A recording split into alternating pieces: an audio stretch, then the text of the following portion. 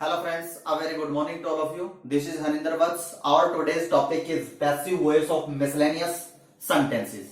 देखिए आज जो हम रूल्स डिस्कस करने वाले हैं वो बहुत ही इंपॉर्टेंट और यूजफुल हैं।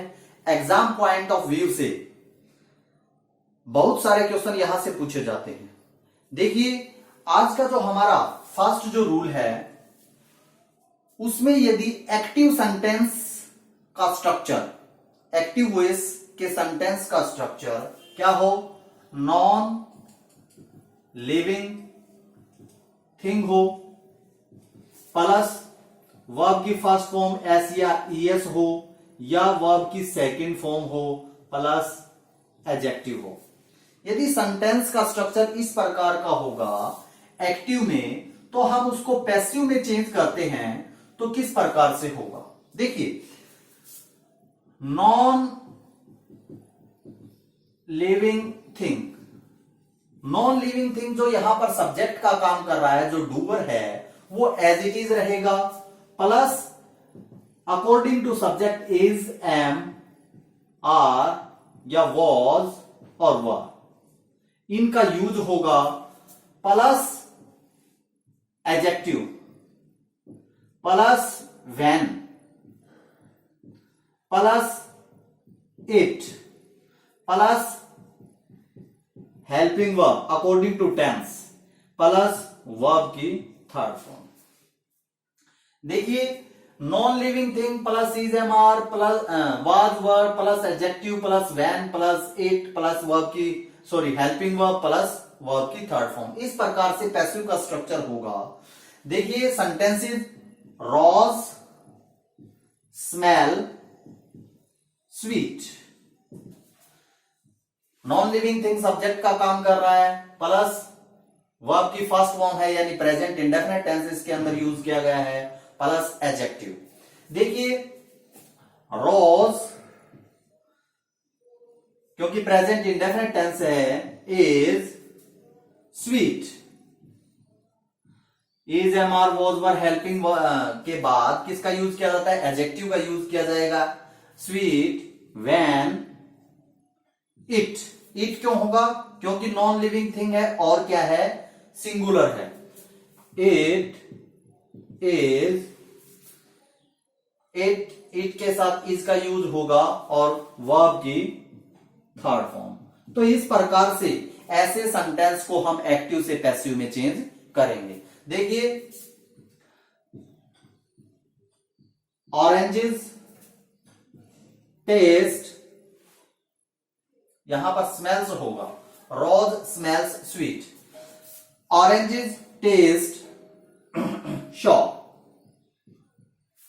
देखिए जब पैसिव में चेंज करते हैं ऑरेंजेस, यहां पर क्या यूज होगा, helping verb are according to tense, oranges are sour when.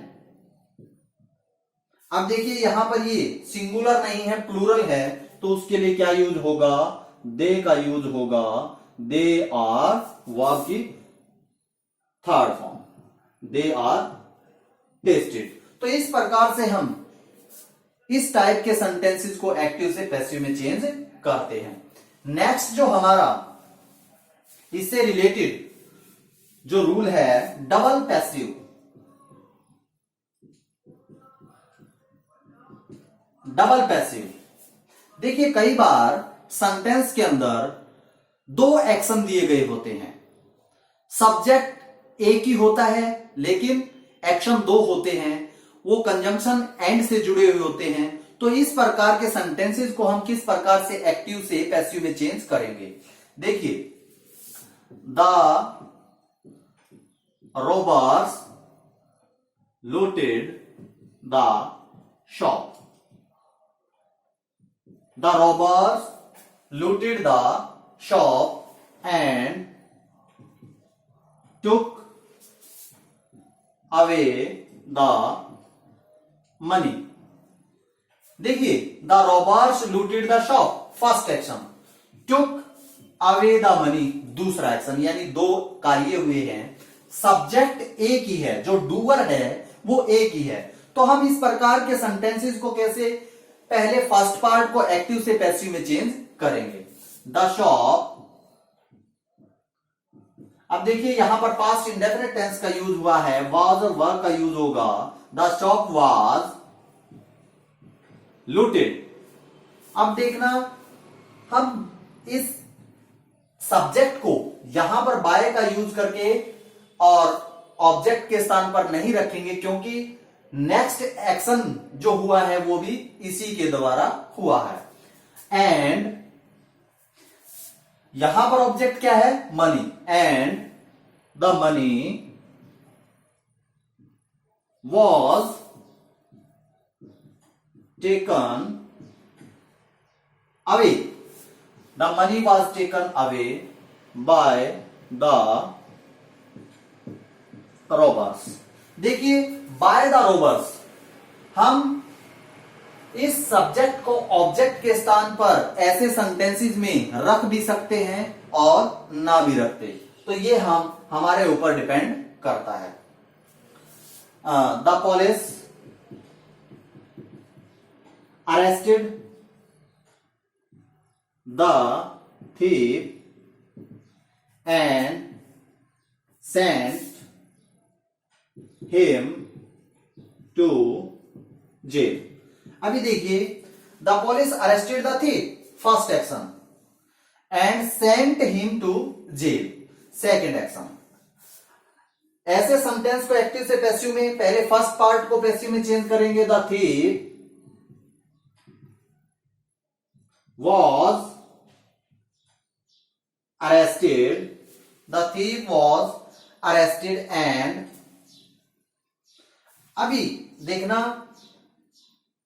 क्योंकि यहां पर हिम ऑब्जेक्ट है, यहां पर ही हम नहीं यूज करेंगे।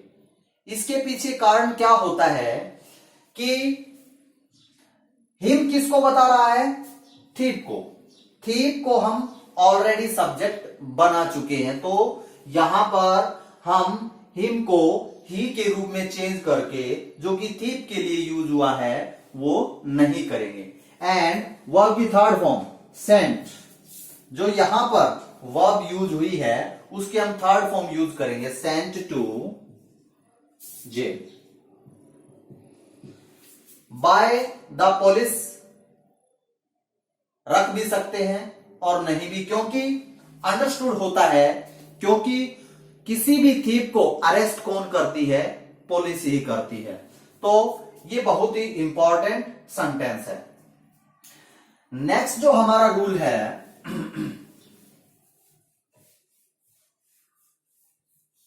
देखिए कुछ सेंटेंसेस में जो किसी भी सेंटेंस का जो सब्जेक्ट होता है वो पुलिस, people, someone,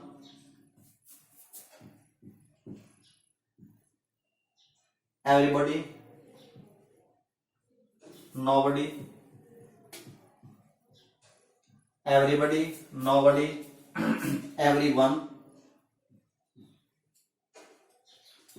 everyone, ये हो सकते हैं, या यस जब भी किसी सेंटेंस में इन वर्ड्स को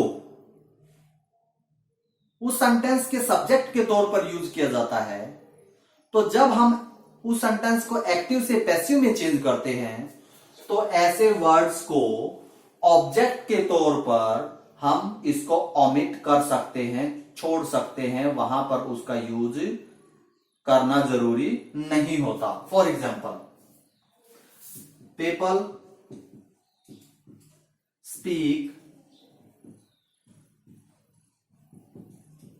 स्पीक इंग्लिश इन इंग्लैंड। देखिए, ऑब्जेक्ट क्या है? इंग्लिश। प्रेजेंट इंडेफिनिट टेंस का यूज हुआ है। English is spoken in England.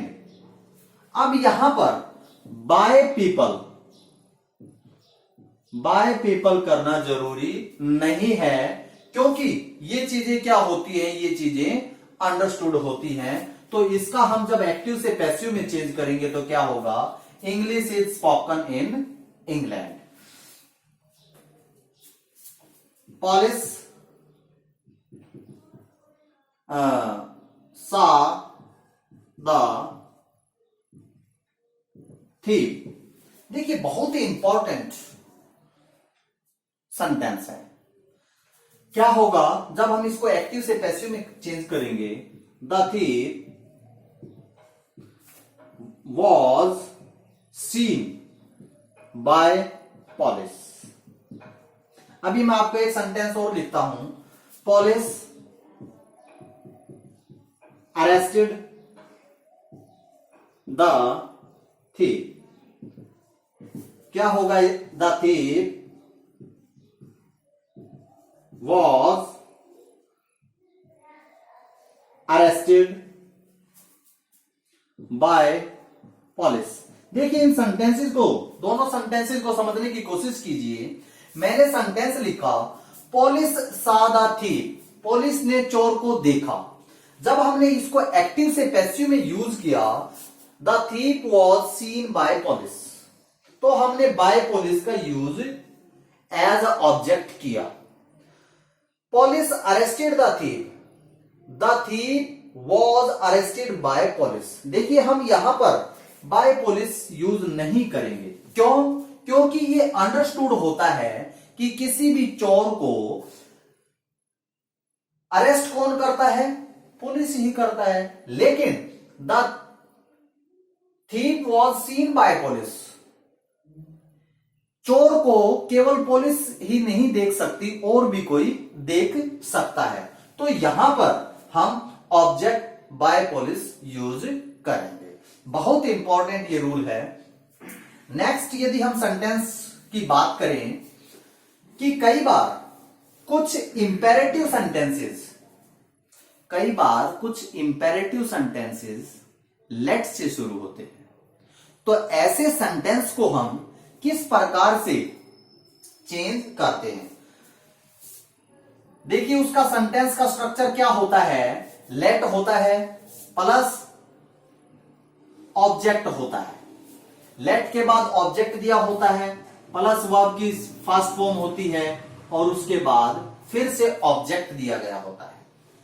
तो ऐसे सेंटेंस को हम किस प्रकार से एक्टिव से पैसिव में चेंज करते हैं, इसको हम फर्स्ट ऑब्जेक्ट मानते हैं, इसको हम क्या मानते हैं, सेकंड ऑब्जेक्ट मानते हैं।